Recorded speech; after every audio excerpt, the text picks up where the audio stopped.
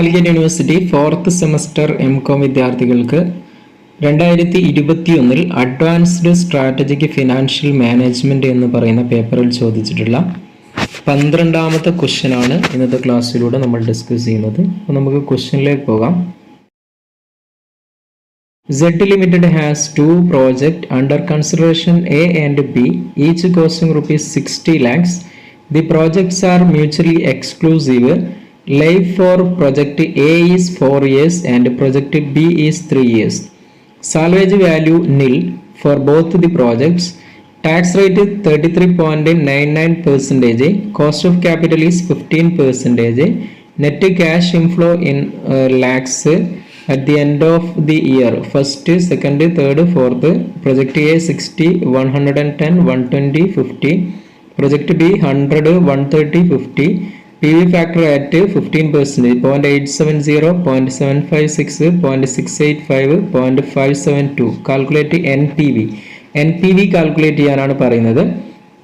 NPV എന്ന് പറയുന്നത് present value of cash inflow minus present value of cash outflow ആണ്. അപ്പോൾ നമ്മൾ പ്രൊജക്റ്റ് എയുടെ കേസിൽ NPV എങ്ങനെ കാൽക്കുലേറ്റ് ചെയ്യും എന്നുള്ളത് നോക്കാം. അപ്പോൾ നമ്മൾ തന്നിരിക്കുന്ന ഐറ്റംസിന് കോളംസ് ആയിട്ട് ജസ്റ്റ് കൊടുക്കുന്നു. ഒന്ന് പെർട്ടിക്കുലേഴ്സ്, ഇയർ, അതേപോലെ year 1, year 2, year 3, year 4. Okay, project എയുടെ കേസിൽ 4 വർഷമാണ് വരുന്നത്.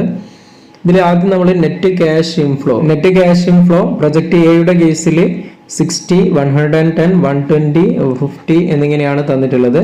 അപ്പോൾ അത് നമ്മൾ ഇയർ 1 60, ഇയർ 2 110, ഇയർ 3 120 എന്നുള്ള രൂപത്തിൽ കൊടുക്കുന്നു. ഇയർ 4 50. ഇത്രയുമാണ് തന്നത്. ഇനി നെക്സ്റ്റ് നമ്മൾ ഡിപ്രിസിയേഷൻ കാൽക്കുലേറ്റ് ചെയ്യുന്നു. ഇതിൽ നിന്ന് ഡിപ്രിസിയേഷൻ മൈനസ് ചെയ്യണം. ഡിപ്രിസിയേഷൻ കാൽക്കുലേറ്റ് ചെയ്യുന്നത് എങ്ങനെയാണ്? നമ്മുടെ മൊത്തം കോസ്റ്റ് വരുന്നത് 60 ആണ്. അതായത് എത്രയാണോ കോസ്റ്റ്, ആ കോസ്റ്റ് ഡിവൈഡ് ബൈ നമ്മുടെ നമ്പർ ഓഫ് ഇയർ നോക്കുന്നു. ഇവിടെ 4 ഇയർ ആണ് വരുന്നത്. സാൽവേജ് വാല്യൂ, സ്ക്രാപ്പ് വാല്യൂ ഇല്ല. അതുണ്ടെങ്കിൽ അതിനെ മൈനസ് ചെയ്യണമായിരുന്നു. അപ്പോൾ അത് വന്നിട്ടില്ല. അപ്പോൾ 60 ഡിവൈഡ് ബൈ 4 കണ്ടു കഴിഞ്ഞാൽ നമുക്ക് 15 എന്ന് കിട്ടും. അപ്പോൾ ഡിപ്രിസിയേഷൻ എല്ലാത്തിലും 15 കൊടുക്കുന്നു. അപ്പോൾ ഈ ഡിപ്രിസിയേഷൻ നമ്മൾ മൈനസ് ചെയ്യുന്നു. അപ്പോൾ നമുക്ക് പ്രോഫിറ്റ് ബിഫോർ ടാക്സ് കിട്ടും. ഓക്കെ, 45, 95, 105, 35 എന്ന് കിട്ടും. ഇനി ഇതിൽ നിന്ന് നമ്മൾ ടാക്സിനെ മൈനസ് ചെയ്യുന്നു. ടാക്സ് നമ്മുടെ ക്വസ്റ്റനിൽ പറഞ്ഞ റേറ്റ് എത്രയാണ്? 33.99% ആണ്. 45ന്റെ 33.99%, 15.30, 95ൻ്റെത് കാണുന്നു 33.99%, 105ൻ്റെയും 35ൻ്റെയും കാണുന്നു. അപ്പോൾ നമുക്ക് 15.30, 32.29, 35.70, 11.90 എന്നിങ്ങനെ കിട്ടും. അപ്പോൾ ഇത് കുറച്ച് കഴിഞ്ഞാൽ നമുക്ക് പ്രോഫിറ്റ് ആഫ്റ്റർ ടാക്സ് കിട്ടും. അതായത് 45 15.30 കുറക്കണം. അപ്പോൾ 29.70. ഇവിടെ 95 32.29 കുറക്കണം. അപ്പോൾ നമുക്ക് 62.71. 105 35.70 കുറക്കണം. അപ്പോൾ 69.30. ഇനി 35 11.90 കുറക്കണം. അപ്പോൾ 23.10 എന്ന് കിട്ടും. ഇനി അടുത്ത് നമ്മൾ നെറ്റ് ക്യാഷ് ഫ്ലോ കാൽക്കുലേറ്റ് ചെയ്യണം. അതിൻ്റെ പ്രോഫിറ്റ് ആഫ്റ്റർ ടാക്സിൻ്റെ കൂടെ ഡിപ്രിസിയേഷൻ ആഡ് ചെയ്യാം. അതായത് 29.70 എന്നതിൻ്റെ കൂടെ ഈ 15 ആഡ് ചെയ്യുന്നു. അപ്പോൾ നമുക്ക് 44.70 എന്ന് കിട്ടും. ഇവിടെ എന്ത് ചെയ്യുന്നു? 62.71ൻ്റെ കൂടെ 15 ആഡ് ചെയ്യുന്നു. അപ്പോൾ 77.71. ഇവിടെ 84.30, 38.10 എന്ന് കിട്ടും. ഇവിടെയൊക്കെ ഡിപ്രിസിയേഷൻ ആഡ് ചെയ്യുന്നു.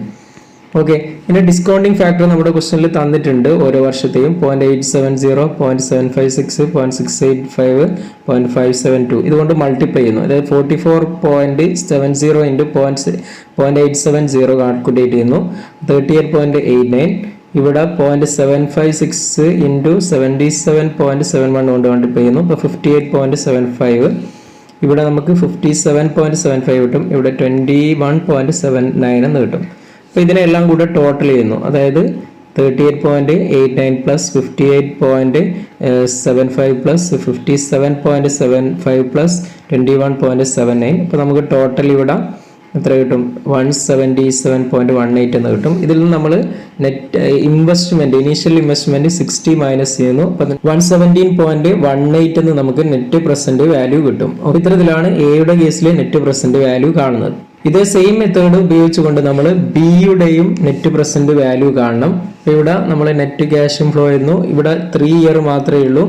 അപ്പോൾ ഇവിടെ നമ്മൾ ഡിപ്രിസിയേഷൻ കാണുമ്പോൾ 60 ഡിവൈഡ് ബൈ എന്താണ് 3 ആണ്. അപ്പോൾ നമുക്ക് 20 എന്നാണ് കിട്ടുക. ഓക്കെ, 60 ലാക്കാണ് നമ്മുടെ ഇൻവെസ്റ്റ്മെന്റ്. അതിൽ നിന്ന് 3 കൊണ്ടാണ് ഡിവൈഡ് ചെയ്യുന്നത്, കാരണം 3 വർഷമാണ് ഇവിടെ ഉള്ളത്. അപ്പോൾ നമുക്ക് ഡിപ്രിസിയേഷൻ കിട്ടും. അപ്പോൾ നേരത്തെ കണ്ടതുപോലെ PBT കിട്ടുന്നു. 100-ൽ നിന്നും 20 വർഷം 80, 130 20 വർഷം 110, 50-ൽ നിന്ന് 20 വർഷം 30. ഇത് നെക്സ്റ്റ് 33.99% ടാക്സ് കാണുന്നു. ഓക്കെ, എല്ലാത്തിൻ്റെയും ഇത് ഈ ഒരു പെർസെൻറ്റേജ് ടാക്സ് കാണുന്നു. പ്രോഫിറ്റ് ആഫ്റ്റർ ടാക്സ് കാണുന്നു നെക്സ്റ്റ്. ദെൻ നേരത്തെ ചെയ്ത പോലെ തന്നെ പ്രോഫിറ്റ് ആഫ്റ്റർ ടാക്സിൻ്റെ കൂടെ ഡിപ്രിസിയേഷൻ ആഡ് ചെയ്യുന്നു. പിന്നെ ഡിസ്കൗണ്ടിങ് ഫാക്ടർ നമ്മുടെ ക്വസ്റ്റ്യനിൽ തന്നിട്ടുണ്ട്. ആ ഡിസ്കൗണ്ടിങ് ഫാക്ടറും അതേപോലെ profit after tax net cash ഫ്ലോയും തമ്മിൽ മൾട്ടിപ്ലൈ ചെയ്യുന്നു. നമുക്ക് 63.345, 70.013, 27.263 എന്ന് കിട്ടും. ഇതിന് ടോട്ടൽ ചെയ്യുന്നു, ഇതിനെല്ലാം കൂടെ ടോട്ടൽ ചെയ്യുന്നു. അപ്പോൾ ഇതിൽ നിന്നും നമ്മൾ ഇനീഷ്യൽ ഇൻവെസ്റ്റ്മെന്റ് 60 മൈനസ് ചെയ്ത് കഴിഞ്ഞാൽ 100.621 എന്ന് കിട്ടും. അപ്പോൾ ഇവിടെ നമ്മൾ നേരത്തെ കണ്ട പ്രൊജക്ട് എയുടെ കേസിൽ 117.18 ആണ് നെറ്റ് പ്രസന്റ് വാല്യൂ കിട്ടിയത്. ഇവിടെ നമുക്ക് കിട്ടുന്നത് എത്രയാണ്? 100.621 ആണ്. അപ്പോൾ പ്രൊജക്ട് എ ആണ് ഹയർ NPV വരുന്നത്. അപ്പോൾ it has to be taken up. Okay, അപ്പോൾ അതുകൊണ്ടാണ് അതിനെ സെലക്ട് ചെയ്യുന്നത്. പ്രൊജക്ട് എ എന്നതിനാണ് കൂടുതൽ നെറ്റ് പ്രസന്റ് വാല്യൂ വരുന്നത്. അപ്പോൾ അതിനെ സെലക്ട് ചെയ്യുന്നു. ഓക്കെ, ഇത്തരത്തിലാണ് ഈ ഒരു ക്വസ്റ്റ്യൻ വർക്കൗട്ട് ചെയ്യേണ്ടത്. ജസ്റ്റ് നിങ്ങൾ വർക്കൗട്ട് ചെയ്ത് നോക്കുക. ഓക്കെ.